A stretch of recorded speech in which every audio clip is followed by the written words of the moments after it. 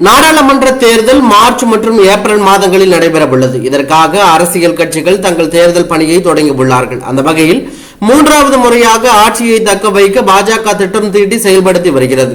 ஒவ்வொரு மாநிலத்திலும் மாநில மற்றும் மாவட்ட தலைவர்களுக்கு ஆலோசனைகளை வழங்கியுள்ளது. அதன்படி பாக முகவர்கள் கூட்டம், செயல் வீரர்கள் கூட்டத்தை நடத்தியுள்ளது.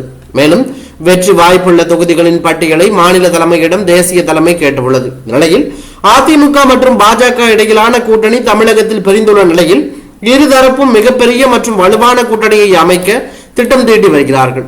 இதற்காக வட மற்றும் தென் மாவட்டங்களில் வலுவாக உள்ள பாமக, தேமுதிகவிடம் இருதரப்பும் ரகசிய பேச்சுவார்த்தை நடத்தி வருகிறது. அந்த வகையில் பாஜக தனது அணிக்கு பாமகவை இழக்க தீவிரமாக முயன்று வருகிறது. இதனையடுத்து பாமக விருப்பம் என்ன என பாஜக கேட்டுக் கொண்டுள்ளது.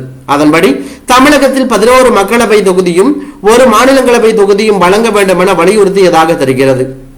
ஆனால் இதற்கு பாஜக 7 தொகுதிகளை தருவதற்கு ஒப்புக்கொண்டதாக கூறப்படுகிறது. அதே நேரத்தில் அதிமுகவும் பாமகவிற்கு 6 முதல் 7 தொகுதிகளை வழங்க ஒப்புக்கொண்டுள்ளதாக தெரிகிறது. எனவே பாமக எந்த பக்கம் செல்லும் என்று ஓரிரு தினங்களில் தெரிய வரும் என தகவல் வெளியாகி பரபரப்பை ஏற்படுத்தியுள்ளது.